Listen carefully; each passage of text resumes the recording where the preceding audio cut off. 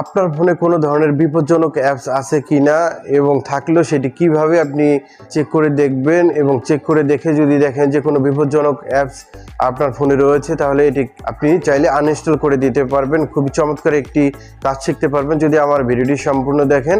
Video যদি আপনার ভালো লেগে থাকে তাহলে একটা লাইক করে ভিডিওটি শেয়ার করে দিবেন, এবং এই ধরনের ভিডিও যদি আপনি কন্টিনিউ পেতে চান তাহলে আমাদের সাবস্ক্রাইব করে দিবেন। তো চলুন ভিডিওটি শুরু করা যাক। আপনি আপনার গুগল প্লে স্টোরে চলে যাবেন।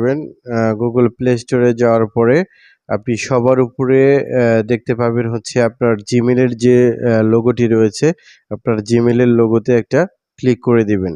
জিমেলের লোগোতে ক্লিক করে দেওয়ার পরে এখানে দেখতে পাবেন হচ্ছে প্লে প্রোটেক্ট নামে একটি অপশন এখানে দেখতে পাবেন।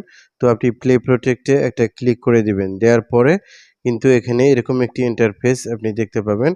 এখান থেকে কিন্তু আপনি স্ক্যান করার একটি অপশন দেখতে পাবেন। তো স্ক্যানে একটা ক্লিক করে দিবেন। স্ক্যানে ক্লিক করে দেওয়ার সাথেই কিন্তু এখানে স্ক্যানিং করবে, তারা অ্যাপগুলোকে স্ক্যানিং করে দেখবে যে কোনো বিপজ্জনক অ্যাপ আছে কিনা। এখানে কিন্তু সবগুলো অ্যাপস কিন্তু এখানে শো করবে।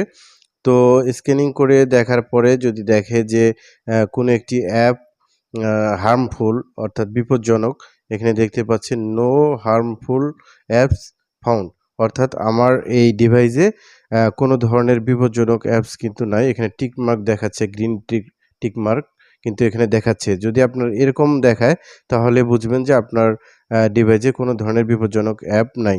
তো বন্ধুরা, ভিডিওটি ভালো লাগলে শেয়ার করে দিবেন।